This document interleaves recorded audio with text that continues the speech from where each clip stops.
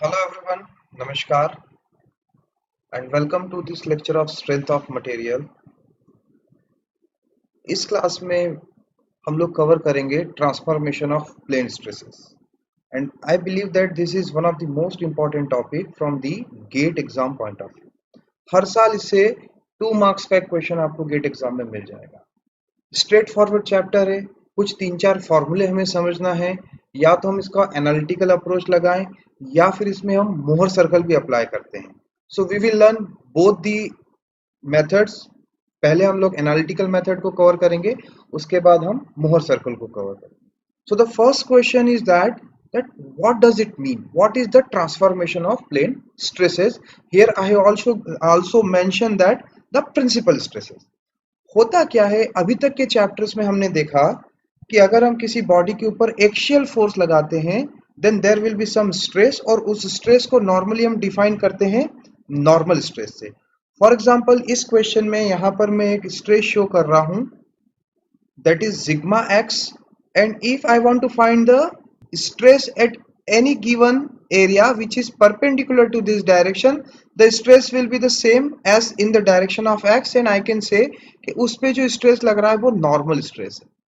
Similarly अगर मैं उस पे वर्टिकल डायरेक्शन में फोर्स लगाता हूँ या स्ट्रेस लगाता हूँ, तो उस पे अगर कोई मैं एक प्लेन इस लाइन के अलॉन्ग लेता हूँ तो the stress will B normal stress. अगर हम इस तरह का कोई लोड लगा रहे हैं then we can define the shear stress. पर मान लीजिए कि ये सारे स्ट्रेस किसी बॉडी पे एक साथ लग जाए, तब क्या होगा? अगर मैं इस केस में, पहले केस में मेरे सिस्टम का फेलियर चेक करना चाहता हूं, तो मुझे पता है कि कोई भी सेक्शन हो सकता है जो इस एक्सिस के परपेंडिकुलर होगा, that is going to subject the maximum loading, और उसमें फेलियर हो सकता है। सेकेंड केस में हम कह सकते हैं कि कोई भी प्लेन जो इस हॉरिजॉन्टल लाइन के पैरेलल होगा उसमें फेलियर हो सकता है। मतलब कि वो वाला जो प्लेन आपका होगा that is going to subject the maximum stress. लेकिन अगर किसी सिस्टम पे लोड कंबाइंड लग जाते हैं, तब वो जो प्लेन होता है वो किसी एक ओरिएंटेशन पे हो जाता है। वो ना तो वर्टिकल प्लेन रहता है, ना ही वो हॉरिजॉन्टल प्लेन रहता है, बल्कि वो एक ऑब्लिक प्लेन बन जाता है। तो ट्रांसफॉर्मेशन ऑफ प्लेन स्ट्रेस में हम कॉन्सेप्ट ये पढ़ते हैं कि अगर किसी बॉडी के ऊपर आपने इस तरह से कुछ एक्शन फोर्सेस लगाए, तो उसके किसी एक ऑब्लिक प्लेन पे स्ट्रेसेस कितने होंगे, और ऐसा कौन सा प्लेन होगा जिसपे मैक्सिमम स्ट्रेस होंगे। So first let's understand that where we will find the combined loading. ऐसा कौन सा फिजिकल सिस्टम होगा जिसमें मिक्स ऑफ लोडिंग हमको मिल जाएगा? तो there are many application. For example ये एक पाइप है, ये एक पाइप बैंड है, यहाँ 90 डिग्री का बैंड है, और सपोज मैं इसके इस एंड पे एक फोर्स लगा रहा हूँ F। Because of this F, what sort of forces will be generate in the base of the pipe? यहाँ पर बेस पे मैंने एक A पॉइंट कंसिडर कर लिया, और अगर इस A पॉइंट पे मैं लोडिंग को समझना चाहूँ तो one case, if I will see from this direction, मुझे लगेगा कि ये जो F फोर्स लग रहा है ये इस पूरे पाइप को बेंड करने की कोशिश कर रहा है इस तरह से। तो इस F की वजह से एक तो यहाँ पर बेंडिंग स्ट्रेस जनरेट होने वाला है। दूसरा, ये जो F फोर्स लग रहा है, ये जो वर्टिकल पाइप है इसके एक्सिस से कुछ डिस्टेंस दूर लग रहा है। तो because of this what will happen, ये entire body will try to rotate in this way, और ये वाला जो आपका वर्टिकल सेक्शन है पाइप का, इस पे एक टॉर्शन अप्लाई होगा।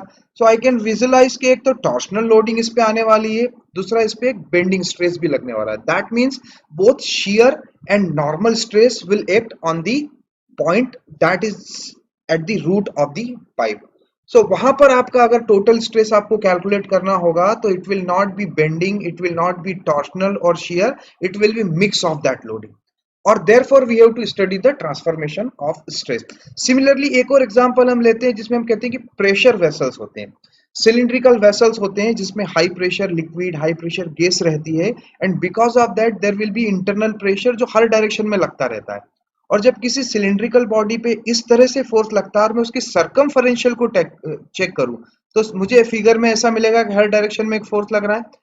अगर मैं इसका सरकमफेरेंस का थोड़ा सा सेक्शन लेकर देखूं, तो एक तो मुझे उसमें नजर आता है कि ये सरकमफेरेंस इस डायरेक्शन में स्ट्रेच हो रही है।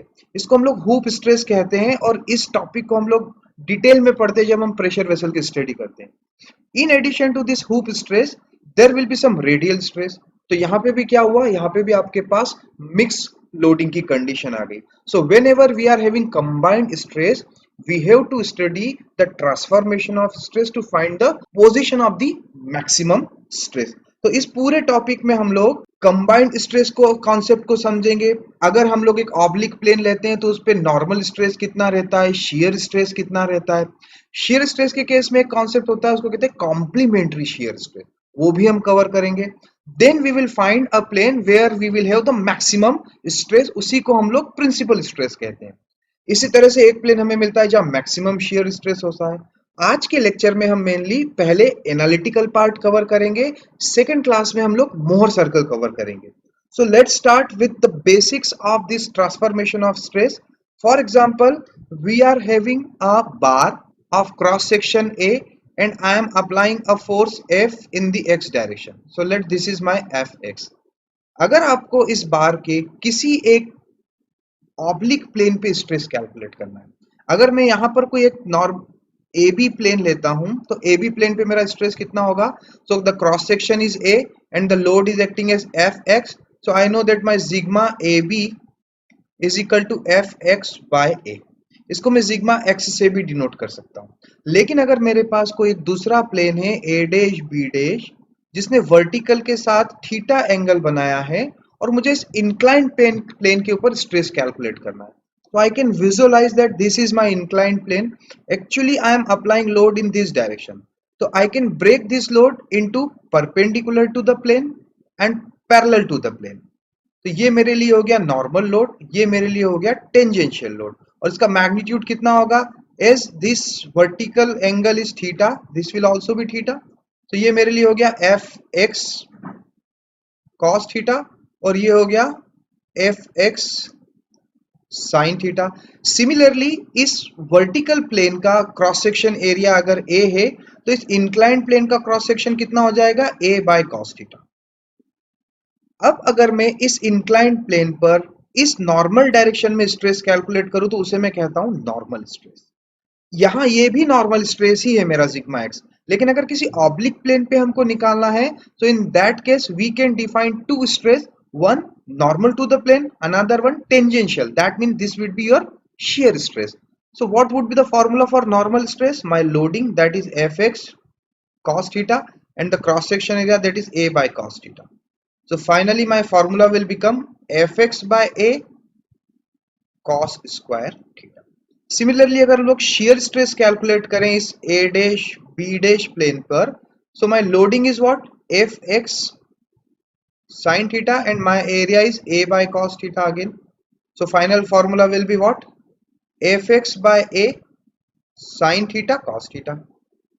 इस fx by a को मैं sigma x से भी रिप्लेस कर सकता हूं. So I can also write my normal stress will be sigma x cos square theta and my tangential stress or shear stress will be what? Sigma x sin theta cos theta. इसी तरह से अगर मैं fx की बजाय एक fy force apply कर देता हूं और फिर मैं उसके लिए फिर से इस ऑब्लिक प्लेन पे जिसका वर्टिकल के साथ एंगल अगर थीटा है नॉर्मल स्ट्रेस कैलकुलेट करता, एज वेल एज अगर मैं इसके लिए shear स्ट्रेस कैलकुलेट करता, तो इस केस में as my plane is in this way and this is my vertical loading, इसका component tangential to plane is this direction आता, तो यहां पर भी मुझे एक नॉर्मल स्ट्रेस मिलता और एक shear स्ट्रेस मिलता। थर्ड केस में अगर मैं इसी सिस्टम पर कोई नॉर्मल स्ट्रेस अप्लाई नहीं करता और सिर्फ shear स्ट्रेस लगा देता, again I will find some normal stress and shear stress on this oblique plane. Suppose we are applying all the forces together to the body. In this case, all the three effects will superpose and we will get a final formula which is the formula of our interest here. तो अगर मैं इस पूरे system को एक छोटा सा element लेकर रिप्रेजेंट करूं, नॉर्मली आप बुक में देखेंगे तो आपको एक स्क्वायर सेक्शन मिलता है जिसपे आप एक सिग्मा एक्स लगाते हैं, एक सिग्मा वाई अप्लाई करते हैं और एक shear स्ट्रेस भी अप्लाई करते हैं। shear स्ट्रेस के केस में आप एक कॉन्सेप्ट और समझिए, that is complementary shear stress. होता क्या है कि अगर किसी बॉडी के ऊपर मैं एक shear फोर्स अप्लाई करता हूं, फॉर एग्जांपल ये एक बॉडी है और ये बॉटम से फिक्स है और इसके टॉप सरफेस पे मैंने एक फोर्स लगा दिया F, तो क्या होगा? As I consider the equilibrium, I know that equal and opposite force will be generated at the bottom side. तो एक तो मुझे समझ में आया कि जब मैं ऐसे फोर्स लगाता हूं तो इसका इक्वल एंड अपोजिट यहां पर अप्लाई हो जाता है. But in addition to these two forces, there will be another couple generated to balance this couple. क्योंकि ये दो फोर्स लग रहे हैं, अगर इसकी साइज में x लेता हूं तो there will be a couple in the clockwise direction और उसका मैग्नीट्यूड कितना होगा f इंटू एक्स. इसी को बैलेंस करने के लिए एक काउंटर कपल सिस्टम पे जनरेट होता है. Since this is clockwise, equal couple will generate in this plane. तो ये भी मैग्नीट्यूड एफ एफ का होगा and then my system will in equilibrium condition. तो ये जो रेड कलर से मैं शो कर रहा हूं इसको मैं कहता हूं complementary shear stress. Please remember, आपको अगर एक फोर्स गिवन है इसका मतलब चारों फोर्स आपके सिस्टम में लग रहे हैं. ऐसा नहीं सोचना है आपने कि इस पे कोई फोर्स कैसे जनरेट हो जाएगा. No, once you are having a force at any of the face, यहां न देकर अगर वो यहां पर भी दे देता तो इसके करस्पॉन्डिंग में पूरा सिस्टम जनरेट कर लेता. फॉर एग्जाम्पल मुझे इनलेट इनपुट एफ फोर्स यहां दिया है तो इसके अपोजिट में मैं एक फोर्स यहां लगा दूंगा और इन दोनों की वजह से एक थर्ड कॉम्प्लीमेंट्री जनरेट होगा, वो इसके जस्ट अपोजिट होगा. तो ये वाला जो पहले रेड वाला था वो काउंटर क्लॉकवाइज था, तो दूसरा वाला जो हो गया वो क्लॉकवाइज हो गया and both will balance each other. So please remember that when I apply a force complementary stresses generate in my system. तो हमेशा ही ये बाय डिफॉल्ट रहता है सिस्टम में कि आप जब एक फोर्स शेयर का दे रहे हो तो बाकी सारे फोर्स भी बाय डिफॉल्ट आप यहां पर ड्रॉ कर लोगे. So this is my common representation of a small element of a member which is subjected to multiple or combined loading. Please मैं फिर से बता रहा हूं कि स्क्वायर का मतलब ये नहीं है कि आपने कोई स्क्वायर बॉडी लिया है. स्क्वायर का मतलब है कि जो मेरा मेंबर था जिसपे कंबाइंड लोडिंग लग रहा है मैं उसका छोटा सा एक एलिमेंट कंसीडर करता हूं और मैं एज्यूम करता हूं कि जितना पूरी बॉडी पे इफेक्ट हो रहा है वो इस छोटे से एलिमेंट से रिप्रेजेंट हो सकता है. So this is my final representation of all the forces and suppose I want to find the normal stress. So मेरा normal stress का formula होता है sigma x plus sigma y by 2 plus sigma x minus sigma y by 2 cos 2 theta plus tau sin 2 theta. So you please remember this formula क्योंकि इस पूरे सब chapter में concept तो बहुत सारे बीच बीच में आते रहते हैं लेकिन आपको जो अल्टीमेटली याद रखना है वो फॉर्मूला याद रखना है. So this is the formula for normal stress at any oblique plane making angle theta from the vertical. so this normal stress is actually at a plane which is having angle theta. यहां पर ये 2 theta दिख रहा है आपको लेकिन actually में जब आप सिस्टम में बनाओगे तो वो थीटा रहेगा. और इस फॉर्मूले का अगर मैं साइन कन्वेंशन देखूं तो ये सारे स्ट्रेस सिग्मा एक्स और सिग्मा वाई दोनों पॉजिटिव हैं और टेंसाइल हैं. क्योंकि क्या होता है जब हमको कोई प्रॉब्लम मिलता है तो सबसे पहले हमको साइन कन्वेंशन को समझ के फॉर्मूले में पुट करना रहता है. सिमिलरली शियर स्ट्रेस का जो साइन कन्वेंशन है इस फॉर्मूले में वो भी पॉजिटिव है. दैट मींस अगर मैं इस फेस को कंसिडर करूं तो इस पे अगर अपवर्ड शियर स्ट्रेस है तो पॉजिटिव है, अगर डाउनवर्ड है तो नेगेटिव होगा. या आप कह सकते हो कि अगर मेरा फ्रंट फेस वाला जो स्ट्रेस है वो एक काउंटर क्लॉकवाइज कपल जनरेट कर रहा है तो वो पॉजिटिव होगा. तो प्लीज रिमेंबर, अगर मैं इस फ्रंट फेस पर अपवर्ड शियर स्ट्रेस लेता हूं तो वो पॉजिटिव, अगर इसी पे मेरा शियर स्ट्रेस डाउनवर्ड आता है तो वो निगेटिव रहेगा. This sign convention will make your life easy. कोई भी प्रॉब्लम आपको मिलेगा आप इमीडिएटली उसको इस फॉर्मूले में रख के आपके आंसर्स निकाल सकते हैं. तो what are important things, sigma x और सिग्मा वाई दोनों टेंसाइल होंगे तो पॉजिटिव रहेंगे इस फॉर्मूले में. अगर शेयर अपवर्ड है तो पॉजिटिव है and theta is measured from this vertical face. क्योंकि कई बार प्रॉब्लम में ऐसा होता है कि आपको एक स्ट्रेस एलिमेंट बता देते हैं और कहते हैं कि ये वाले एंगल को कंसिडर करो. अगर आपको ये वाला एंगल लेना है और ये सेम फॉर्मूला अप्लाई करना है तो रिलेशन क्या होगा, we always measure the angle from the vertical face. तो यहां भी आप क्या करो, यहां पर आप वर्टिकल फेस से इस एंगल को मेजर करो तो एक्चुअली आपका एंगल हो जाएगा थीटा प्लस 90 और ये वाला वैल्यू आप इस फॉर्मूले में रख के प्रॉब्लम को सॉल्व कर सकते हो. तो this is the formula for the normal stress. Similarly हम शियर स्ट्रेस के लिए भी फॉर्मूला बनाते हैं. तो ये वाला जो मेरा प्लेन था इस पे नॉर्मल स्ट्रेस का फॉर्मूला तो ये आ गया और शियर स्ट्रेस का formula I will write now. तो शियर स्ट्रेस का फॉर्मूला अगर याद नहीं रहता है तो इसी इक्वेशन को डिफरेंशिएट करना है और I can write minus sigma x minus sigma y by 2 sine 2 theta plus tau cos 2 theta. So please remember, आप अगर इस इक्वेशन को 2 थीटा के रिस्पेक्ट में डिफरेंशिएट कर दो तो आपको ये सेकंड वाला इक्वेशन मिल जाएगा। और if you can remember this formula that would be great.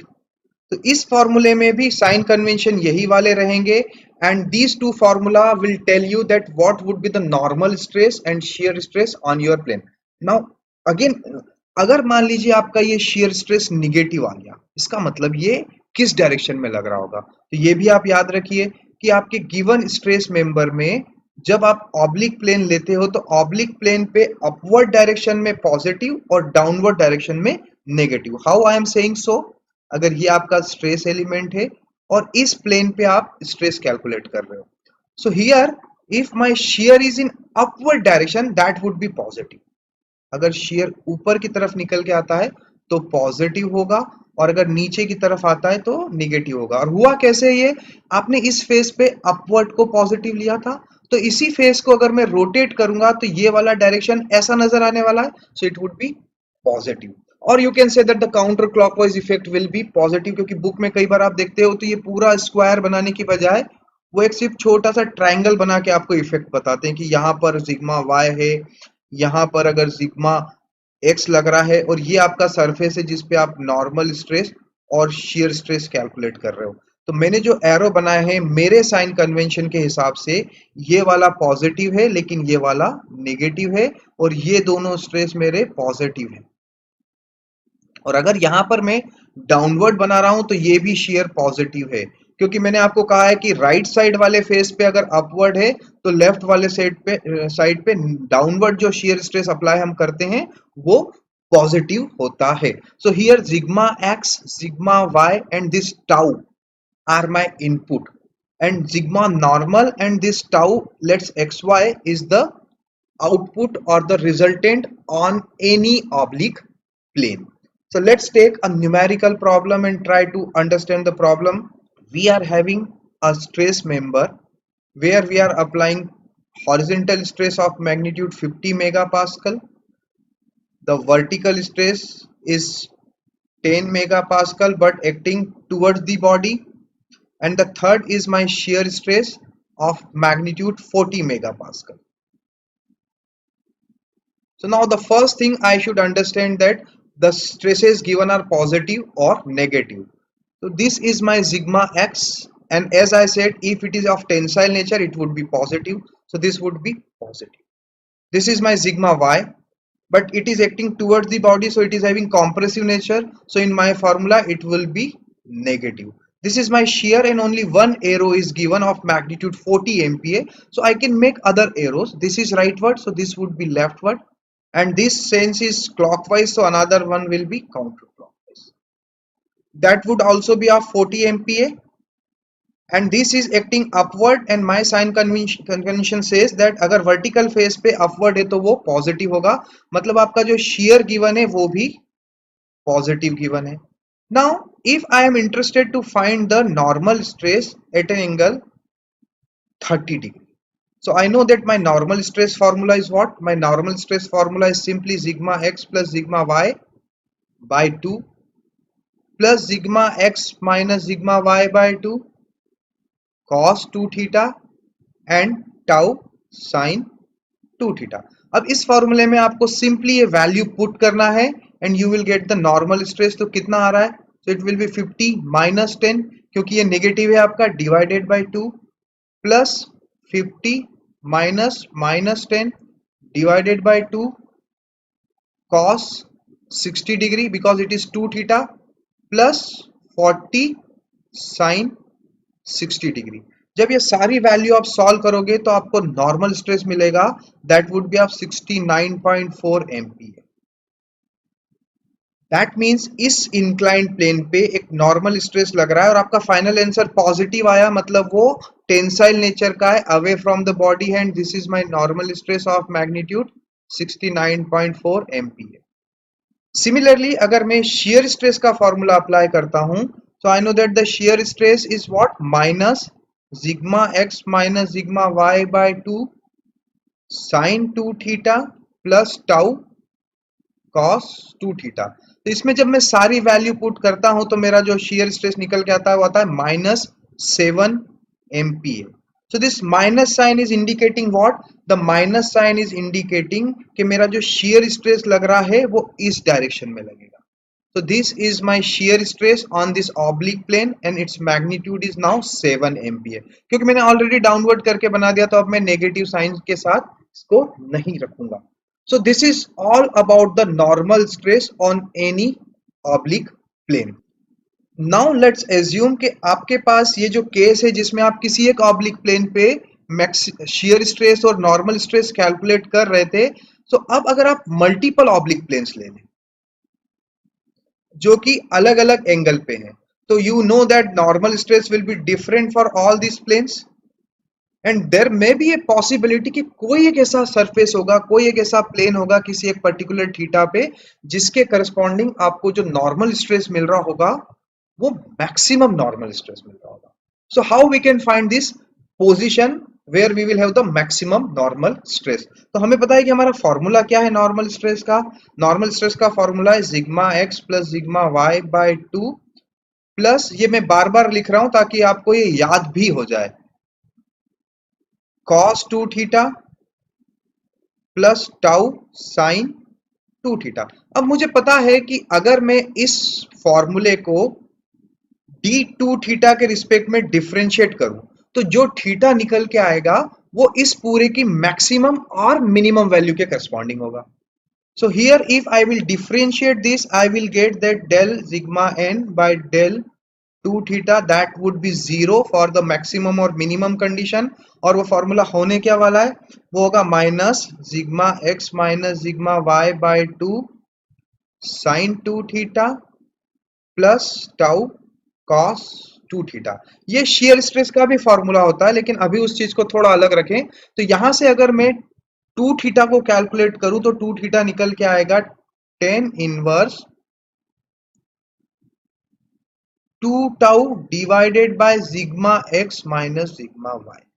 So this is the position of my plane where I will have maximum normal stress. But please remember, इस फॉर्मूले से आपको निकल के आया है 2 थीटा बट एक्चुअल सिस्टम में वो क्या रहेगा, थीटा रहेगा. So when I will have some numerical value, for example, I will having a tau is equal to plus 40, sigma x is equal to plus 50 and sigma y is equal to -10. जब ये सारी value इस फॉर्मूले में मैं put करूंगा और अगर मैं थीटा की वैल्यू निकालूंगा तो मेरा 2 थीटा जो रहेगा ना उसके दो मैग्नीट्यूड निकल के आएंगे because 10 will have same value for two different positions. We know it because in the four quadrant there will be two position where we will get the same magnitude. So here we will get two value, one theta 1 let's and another one will be theta 2 and these two value will be corresponding to sigma maximum and sigma minimum. और इन दोनों value के बीच में आप देखोगे कि एक 180 degree का gap होता है. सो एक्चुअल सिस्टम में जब मैं इस 2 थीटा को रिप्लेस करूंगा तो वो हाफ हो जाएगा क्योंकि हमेशा हमने फॉर्मूले में देखा है कि अगर किसी ऑब्लिक प्लेन पे मैं थीटा एंगल एज्यूम करता हूं तो वहां फॉर्मूले में वो 2 थीटा के रूप में प्रेजेंट होता है. So here I will get a theta that is corresponding to sigma maximum and another theta that would be corresponding to sigma minimum and difference between these two will be 180 degree in terms of 2 theta. तो actually में वो क्या होगा 90 degree हो जाएगा. तो अगर ये प्लेन मेरा थीटा 1 है तो दूसरा इससे 90 डिग्री पे मतलब यहाँ कहीं बनेगा लेकिन वो तो मटेरियल से बाहर ही हो गया मुझे लग रहा है. तो एक्चुअली में कोई भी इस प्लेन को मैं पैरेलल अंदर कहीं भी शिफ्ट करके देखूंगा तो मुझे सेम इफेक्ट मिलेगा.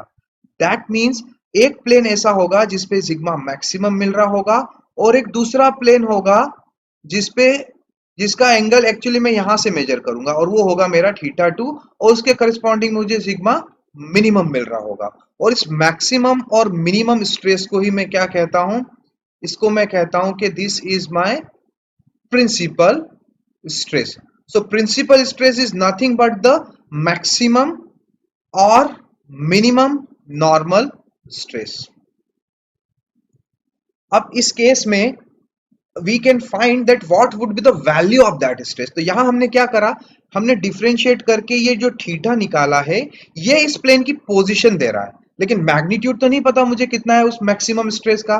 तो अगर मैं इस थीटा को उठाकर इसी इक्वेशन में फिर से रख दूं तो जो नॉर्मल स्ट्रेस मेरा निकल के आएगा वो या तो मैक्सिमम होगा या मिनिमम होगा. So finally we will get another formula which is third important formula and you have to remember that is either maximum और मिनिमम. इसको नॉर्मली सिग्मा P1 और P2 ऐसे लिखा जाता है और उसका फॉर्मूला होता है sigma x plus sigma y by 2 plus minus. ये प्लस माइनस इंडिकेट कर रहे हैं कि प्लस साइन मतलब मैक्सिमम और माइनस साइन मतलब minimum. Sigma x minus sigma y by 2 whole square plus tau square.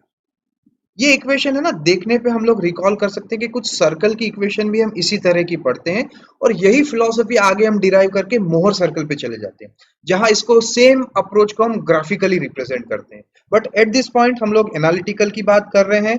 So here it will B your maximum normal stress, that is your principal stress. And if I will put this 2 theta in my tau formula, क्योंकि आपको पता है कि आपके पास दो formula होता है, एक होता है नॉर्मल स्ट्रेस का, दूसरा होता है shear स्ट्रेस का. तो अगर मैं इसी थीटा को उठाकर मेरे shear स्ट्रेस के फॉर्मूले में पुट कर दूं which is what sigma x minus sigma y by 2 sin 2 theta plus tau cos 2 theta, तो यहां पर मुझे shear स्ट्रेस की वैल्यू मिल जाएगी. बट सरप्राइजिंगली आप चेक करोगे तो आपको पता लगेगा कि जो आपका मैक्सिमम नॉर्मल स्ट्रेस वाला प्लेन होता है उस पे आपका shear जीरो निकल के आ जाता है. तो this is an important conclusion and we must remember कि मेरा जो प्रिंसिपल प्लेन होता है इसको principal corresponding to stress of this plane is principal stress और इस प्लेन को हम लोग प्रिंसिपल प्लेन कहते हैं. तो प्रिंसिपल प्लेन पे इस नॉर्मल स्ट्रेस तो मैक्सिमम और मिनिमम होता है लेकिन shear स्ट्रेस हमेशा जीरो आता है. And you can cross check when you will put this 2 theta value in this formula you will get the zero shear stress. लेकिन गेट एग्जाम के लिए आपको सिर्फ ये कंक्लूजन्स और ये फॉर्मूले ही याद रखना है. So this is one formula for the normal maximum normal stress. अगला होता है आपका, मान लीजिए आप सेम इसी ओरिएंटेशन को चेंज करके मैक्सिमम shear स्ट्रेस ढूंढ रहे हो, क्योंकि आपने एक पहले थीटा वन लिया होगा, उस थीटा वन पे आपको एक नॉर्मल स्ट्रेस मिला, एक shear स्ट्रेस मिला, फिर आपने एक थीटा टू एज्यूम किया, फिर थीटा थ्री लिया, थीटा फोर लिया, ऐसे आप अलग अलग ऑब्लिक प्लेन लेकर चेक करोगे तो हमें एक प्लेन मिला जिसपे ये नॉर्मल स्ट्रेस मैक्सिमम था एंड सरप्राइजिंगली इस पे जो shear स्ट्रेस मिला वो जीरो मिल गया. तो कहीं ना कहीं एक प्लेन और होगा, उस प्लेन पे आपका shear स्ट्रेस जो रहेगा वो मैक्सिमम रहेगा और नॉर्मल स्ट्रेस क्या होगा, लेट्स चेक, हो सकता है जीरो हो सकता है जीरो ना हो. तो now what we can do, हमारे पास shear स्ट्रेस का फॉर्मूला था that was minus sigma x minus sigma y by 2 sine 2 theta plus tau cos 2 theta. अगर मैं इस फॉर्मूले को, this tau and this tau are not same actually, इसको मैं टाउ ए भी लिख देता हूं क्योंकि ये हम लोग उस इंक्लाइंड प्लेन के लिए निकालते हैं. This is the sigma which is given in my problem. मतलब अगर ये प्रॉब्लम में यहाँ पर आपको सिग्मा एक्स रहता है और यहाँ पर आपको ये shear होता है, that tau will come here, so we can also put it tau x y. In many books you will find that this tau will be xy and this is simply represented by symbol tau. So here if I will differentiate this tau with respect to 2 theta, again I will get some theta value and that will represent the maximum shear stress plane. So when I will differentiate I will get my 2 theta, that is, let's 2 theta for the shear I will write, and that will be minus sigma x minus sigma y divided by 2 tau. This is with 10 inverse. So you can find here that पहला वाला जो आपका theta था उसमें plus sign के साथ 2 tau by 2 tau x y consider sigma s minus sigma y था. जो सेकंड वाला आया वो उसका जस्ट इनवर्स हो गया और विद ए निगेटिव साइन आ गया. तो यहाँ से एक हिंट और मिलता है कि अगर मैं इन दोनों ग्रेडियंट को देखूं तो ये दोनों ग्रेडियंट क्या हैं, जस्ट एक दूसरे से 90 डिग्री पे जा रही है. So one case is m and another case is 1 by m with a negative sign. This will also give one information कि जो normal stress plane होता है और maximum shear stress plane होता है उसके बीच में क्या relation होता है. But first, if I will put back this 2 theta into my formula, I will get a value of maximum shear stress. और वो मैक्सिमम shear stress का फॉर्मूला आप जब कैलकुलेट करोगे तो आपको मिलेगा plus minus under root sigma x minus sigma y by 2 whole square plus tau square. So देखने पे बहुत सारे फॉर्मूले थे, लेकिन अगर आप याद करने बैठोगे तो आपको एक ही फॉर्मूले से सारा काम हो जाता है। कि आपने कहा कि नॉर्मल स्ट्रेस मैक्सिमम मतलब P1 और P2 का फॉर्मूला क्या था? तो P1 और P2 के फॉर्मूले में आपने लिखा sigma x plus sigma y by 2, sigma x plus sigma y by 2 plus minus under root sigma x minus sigma y by 2 whole square plus tau square. तो इसका ये वाला जो पार्ट था, यही मैक्सिमम shear स्ट्रेस बन गया। And if I will put this 2 theta in my normal stress formula, I will also get the normal stress value on my this plane where I am having maximum shear stress. तो please थोड़ा सा अगर confusion हो गया ये बार बार बोलने से, तो समझ लीजिए कि आपके पास जो स्ट्रेस एलिमेंट होगा, एक केस तो हो सकता है कि कोई भी एक आर्बिट्री प्लेन आपको दे देंगे और कहेंगे कि उस पर नॉर्मल स्ट्रेस निकालो और उस पर shear स्ट्रेस निकालो। तो ये तो आपका एक पार्ट हो गया जिसको हमने पहले कवर कर लिया। सेकंड हो सकता है कि इस गिवन कॉन्फ़िगरेशन में आपको कोई एक ऐसा प्लेन ढूंढना है जिसपे आपका नॉर्मल स्ट्रेस जो होगा वो मैक्सिमम होगा। तो ये वाला प्लेन हो गया आपका प्रिंसिपल प्लेन। और हमने देखा कि इस वाले प्लेन पे आपका shear जो था वो 0 निकल गया। फिर हमने कहा कि एक और प्लेन ढूंढो जिसके ऊपर shear स्ट्रेस मैक्सिमम हो। तो हमने फिर shear स्ट्रेस के फॉर्मूले को लेकर उसको 2 थीटा के रिस्पेक्ट में डिफरेंशिएट किया और वहां से एक और फॉर्मूला मिला 2 थीटा का। और इस फॉर्मूले से जो एंगल मिलेगा वो हमें वैल्यू देगा मैक्सिमम shear स्ट्रेस प्लेन की। तो ये वाला जो आपका थीटा आया है, ये थीटा shear है जो इस फॉर्मूले से कैलकुलेट हो रहा है। इस प्लेन पे आपका जो टाउ होगा वो मैक्सिमम होगा। अब इस पे नॉर्मल स्ट्रेस होगा या नहीं होगा? तो जब मैं इस 2 थीटा की वैल्यू को मेरे नॉर्मल स्ट्रेस के फॉर्मूले में पुट करता हूं, तो आई ऑब्जर्व कि my normal stress at maximum shear stress plane, at maximum shear stress plane is not zero. And instead of that ये कितना निकल के आता है? Sigma x plus sigma y by 2। और आप यहां देखो कि अगर किसी मेंबर पे आपने एक सिग्मा एक्स लगाया और एक सिग्मा वाई लगाया और आप sigma x plus sigma y by 2 कर रहे हो, तो अल्टीमेटली आप क्या कर रहे हो? एक एवरेज shear स्ट्रेस निकाल रहे हो। तो याद रखिए कि जो मैक्सिमम shear स्ट्रेस वाला प्लेन होता है उस पे नॉर्मल स्ट्रेस नॉन जीरो होता है और उसको हम लोग सिग्मा एवरेज से रिप्रेजेंट कर सकते हैं। इसका एक और फॉर्मूला होता है, वो हम लोग मोहर सर्कल में और डिटेल में पढ़ते हैं, बट यहां भी आप लिख लीजिए कि sigma P1 plus sigma P2 bye 2। ये P1 और P2 क्या है आपके? तो सिग्मा नॉर्मल जो मैक्सिमम वैल्यू होती है उसको सिग्मा P1 से डिनोट करते हैं और सिग्मा नॉर्मल की जो मिनिमम वैल्यू होती है उसको सिग्मा P2 से डिनोट करते हैं।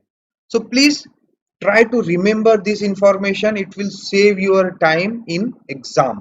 so ultimately मैं जल्दी से रैप अप करता हूं पूरे फॉर्मूले को कि यहां पर हमने तीन चीजें कैलकुलेट कर ली। एक तो नॉर्मल स्ट्रेस और shear stress for any given plane, उसके बाद हमने प्रिंसिपल प्लेन निकाला और प्रिंसिपल प्लेन पे हमने देखा कि जो नॉर्मल स्ट्रेस होता है वो मैक्सिमम होता है, shear जीरो होता है। तीसरा हमने मैक्सिमम shear स्ट्रेस प्लेन निकाला और देखा कि उसपे जो नॉर्मल स्ट्रेस होता है वो नॉन जीरो भी होता है और साथ ही साथ वो shear स्ट्रेस होता है। तो अब अगर एक प्रॉब्लम कंसिडर करें, जो सेम प्रॉब्लम ही लेते हैं कि हमने यहाँ पर अगर एक सिस्टम लिया और उस पे तीन sigma y is my 10 MPa, ये 50 MPa हो गया और मैंने एक shear अप्लाई कर दिया ऑफ 40 MPa। तो पहले ही हमने देखा है कि ये जो स्ट्रेसेस होते हैं, मेरा सिग्मा एक्स जो होगा वो प्लस 50 है, सिग्मा वाई जो है वो माइनस 10 है और मेरा shear जो है वो प्लस 40 है। अगर मैं normal stress maximum shear stress plane की पोजीशन निकालना चाहता हूँ, so I can put that 2 theta is equal to 10 inverse 2 tau by sigma x minus sigma y. This is my formula for maximum normal stress plane, या हम कहते हैं इसको principal plane. So when I will put all the value in this formula I will get my theta value. So this 2 into 40 divided by 50 minus 10 and it will give me to values of the 10 inverse. और वो दोनों value क्या represent कर रही हैं? एक value है 2 theta 1 के लिए और दूसरी वैल्यू 2 थीटा 2 के लिए, तो मुझे उसको हाफ करना पड़ेगा, तब जाकर मुझे इस प्लेन की पोजीशन मिलेगी। और जो वैल्यू मुझे छोटी वाली मिलेगी that will give me the principal plane that would be of corresponding to maximum value. And if I want to find the maximum value, I can put that sigma p1 will be what, sigma x plus sigma y by 2 plus minus under root sigma x minus sigma y by 2 whole square plus tau square. तो simply आप इस फॉर्मूले में value put करो, आपको principal stress निकल जाएगा। So in my case it will be what? It will be plus 50 minus 10 divided by 2 plus minus under root 50 minus 10 divided by 2 whole square plus 40 square. So you will get the maximum and minimum shear stress. When you will put the plus sign you will get sigma P1, when you will put minus sign you will get sigma P2। और अगर आपको maximum shear stress plane पे जाना है तो maximum shear stress plane के लिए एक तो आपको उसका फॉर्मूला लगाकर थीटा कैलकुलेट करना पड़ेगा। So we know that the 2 theta will be what, tan inverse minus sigma x minus sigma y by 2 tau, that will give you the position of maximum shear stress plane। and when you want to find the maximum shear stress magnitude, आपको plus minus under root sigma x minus sigma y by 2 whole square plus tau square में put करना पड़ेगा। अब यहाँ पर एक last conclusion है जो बहुत ही इंपॉर्टेंट है। As we have seen that the position of the maximum shear stress plane and the position of the maximum normal stress plane have a relation like m and minus 1 by m। तो इसका मतलब क्या है कि ये जो दोनों plane होते हैं ये मटेरियल में एक दूसरे से 45 डिग्री पे होते हैं। 45 कैसे? क्योंकि 2 थीटा की टर्म में एक दूसरे से 90 डिग्री पे है। तो मटेरियल में अगर आपने थीटा 1 की वैल्यू निकाली that is corresponding to maximum shear stress plane, आप बाय डिफॉल्ट दूसरा प्लेन एज्यूम कर सकते हो जो इससे 45 डिग्री पे होगा। ये कई बार क्वेश्चन गेट में पूछा जाता है कि अगर मैक्सिमम स्ट्रेस प्लेन या प्रिंसिपल प्लेन अगर आपका थीटा है तो मैक्सिमम shear स्ट्रेस प्लेन कितना होगा, तो simply it will be theta plus 45। So please remember कि मैक्सिमम shear स्ट्रेस प्लेन और maximum normal stress plane that would be your principal plane, उन दोनों के बीच में 45 डिग्री का एंगल रहता है।